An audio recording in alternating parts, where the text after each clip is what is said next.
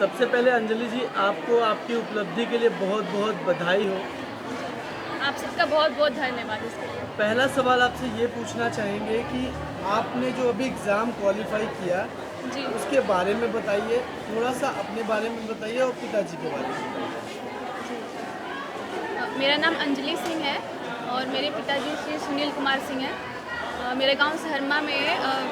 मैंने ग्रेजुएशन की पढ़ाई यहाँ से की है। 2018 में कंप्लीट हुआ था, तो मैं उसके बाद प्रयागराज चली गई थी। तो 2019 में वैकेंसी आई थी लोअर पीसीएस की, जो कि यूपी ट्रिपल एससी अधीनस्थ सेवा चयन आयोग द्वारा आयोजित की जाती है। तो मैंने उसमें भाग लिया था, तो उसका प्री क्वालिफाई हुआ था 2019 में, जिसका मेंस एग्ज़ाम 2021 को हुआ और उसमें भी मैं क्वालिफाई हूँ। बट अभी आगे की प्रक्रिया में डॉक्यूमेंट वेरिफिकेशन और जो पोस्ट अलॉट होंगे सबको वो बचा हुआ है। तो कट आगे ऑफ कितना था? कट ऑफ गई है फीमेल की 284, जिसमें से मेरे जो मार्क्स हैं वो 300 हैं। तो सबसे पहले मैं आपसे ये पूछना चाहूँगा कि आप जब यहाँ से अपने विद्यालय जी मालती सिंह पीजी कॉलेज से जब आप प्रयागराज गई तो वहाँ से क्वालिफिकेशन तक का सफ़र आपका कैसा रहा? बहुत ही संघर्षयुक्त था सब सफ़र। शुरुआत में तो मम्मी पापा के सहयोग से गई थी। वहाँ पे मैंने 6 महीने की कोचिंग भी ली थी। फिर उसके बाद जो सारी प्रक्रिया थी मैंने खुद से ही संभाली थी। मैं वहाँ पे कोचिंग क्लासेस करती थी और सब कुछ खुद से ही था। किराए का रूम था, खुद से ही खाना बनाना और बाकी सब कुछ खुद से ही था। तो बहुत ही संघर्षयुक्त था। आप अपने परिवार की बड़ी बेटी हैं, जी साथ ही साथ आपके पिताजी की एक बेटी और है और एक बेटा है, तो इन सब की जिम्मेदारी अकेले पिताजी कैसे निर्वाह कर पा रहे थे? तीन तीन लोगों की जिम्मेदारी, तीनों की पढ़ाई कैसे हो पा रहा था? उसके बारे में थोड़ा सा बताइए।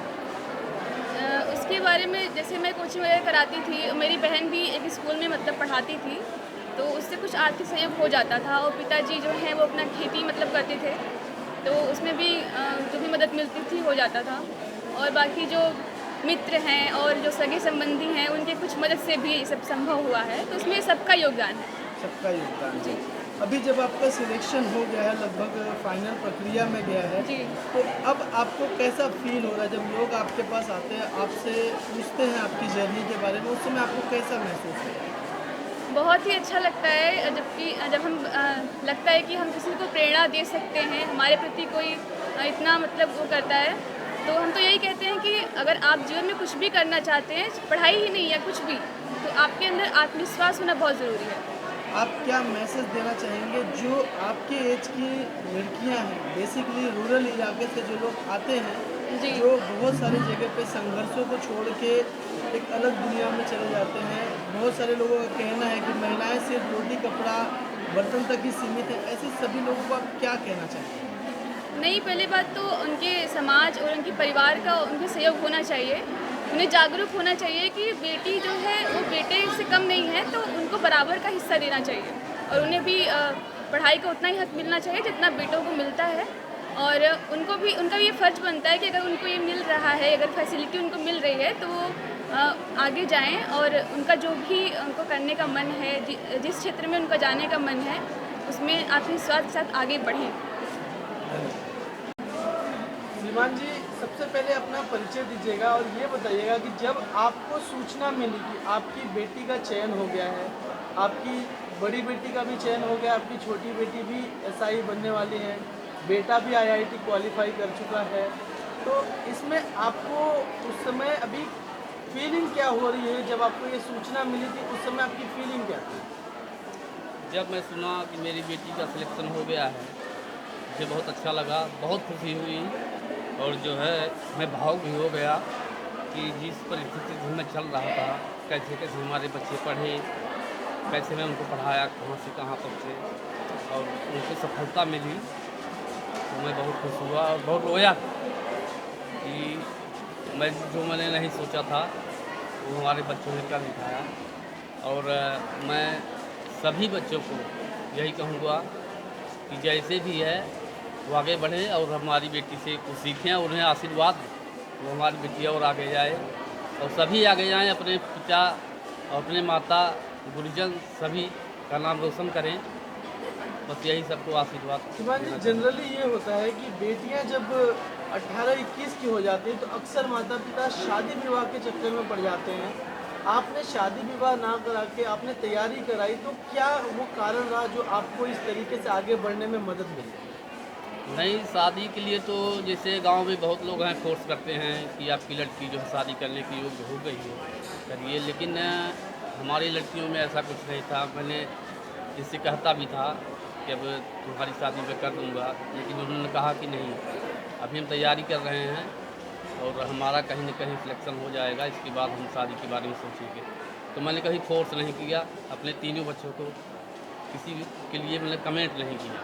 जो भी माता पिता हमारे चैनल के माध्यम से आपका वीडियो देख पा रहे हैं, आपका इंटरव्यू देख पा रहे हैं, उन माता पिता को आप क्या कहना चाहेंगे? मैं सबको यही कहूँगा कि जिस तरह से हमने आर्थिक स्थिति को अपने देखते हुए अपने बच्चों को हमने पढ़ाया है, और उनके बच्चों को यही कहूँगा कि कैसे पैसा आता है, अगर स्थिति अच्छी नहीं है तो पढ़ाई में कितना खर्च होता है वो तो सभी जानते हैं। तो उसका सही उपयोग करें और सही रास्ते पर चलें, अपने माता पिता का नाम रोशन करें। धन्यवाद। श्रीमान जी, जब आपके विद्यालय की एक बच्ची के सिलेक्शन के बारे में आपको जानकारी हुई, ये जानकारी प्राप्त करने के बाद आपको कैसा महसूस हुआ? आप सब यहाँ पे उपस्थित हैं आज हमारे मालती सिंह महाविद्यालय के प्रांगण में। मैं पहले तो आप लोग को धन्यवाद देता हूँ। जैसे ही सूचना मुझे मिली तो मेरे पास तो कोई कांटेक्ट नंबर नहीं था, लेकिन उस गांव के लोग मेरे संपर्क में थे जो आज आए हुए भी हैं। शिवम भाई से मेरी बातचीत हुई, हमने कहा वो बिटिया से मेरी बात कराइए। परसों के दिन तो अंजलि ने हमसे बात भी किया और हम कल इनके आवास पे हमारे शिक्षक मित्र थे, उनके साथ में हम गए गांव में इनको शुभकामनाएं देने के लिए, और बड़ी अपार खुशी मिली। जैसे 10 साल की सेवा में निरंतर मालती सिंह महाविद्यालय के माध्यम से खास करके अपनी छात्राओं के लिए जो अगल बगल के हमारे गरीब और पिछड़े वर्ग के और किसान की जो बेटियां थीं, उनका उत्साह बढ़ाने के लिए जो मैंने विद्यालय के माध्यम से इन विद्यार्थियों के लिए बस की निःशुल्क सेवा की थी। जब इस बिटिया के बारे में मैं सुना तो मुझे ऐसा लगा कि मेरी माता जी का आशीर्वाद हम लोग पे है, और उनके नाते ही जो सेवा हम यहाँ अपने छात्राओं के लिए दे रहे हैं, इस सेवा हमारा आज सफल होते दिखाई दे रहा है। मैं इस अंजलि बिटिया को ढेर सारा आशीर्वाद देने के लिए उनके परिवार के बीच में उनके कल गांव गए थे। आज मैंने रिक्वेस्ट करके उस बिटिया को उनके पिताजी के साथ और उसकी बहन के साथ में मैंने यहाँ अपने विद्यालय में बुलवा के स्वागत किया, ताकि हमारी और भी जो बिटिया यहाँ पढ़ती हैं, और भी क्षेत्र की जो गरीब परिवार से हों या किसान परिवार से भी हों, ताकि उन सबको एक प्रेरणा मिले कि हमें भी कुछ कर गुजरना है अपने भविष्य के लिए। हम बेटी हैं लेकिन हम बेटों से कम नहीं हैं। हमारे चैनल के माध्यम से वो माता पिता जो अपनी बेटी को उतना नहीं पढ़ाते हैं जितना अपने बेटों को पढ़ाना चाहते हैं, अक्सर हमारे समाज में देखा गया कि बेटों को दूसरे शहर तक भेज दिया जाता है और बेटियों को नहीं भेजते हैं ज़्यादा दूर तक, ऐसे माता पिता को आप क्या कहना चाहेंगे? देखिए, ये तो ग्रामीण क्षेत्र है, शहर में तो बहुत कुछ स्थिति बदल गई है, लेकिन मैं चाहता हूं कि ग्रामीण क्षेत्र में भी अभिभावकों को इस तरह का विचार रखना चाहिए। अपने बेटे से अपनी बेटी को कम अंतर नहीं रखना चाहिए। बेटी का जो भी इच्छा हो, पढ़ाई में हो या खेल में हो या किसी भी मामले में, अगर बेटी है तो उसका उत्साह कम नहीं करना चाहिए, उसका उत्साह बढ़ाना चाहिए। अगर उत्साह बढ़ा होगा, ऐसे अंजलि बिटिया जैसा वो काम करते रहेंगे।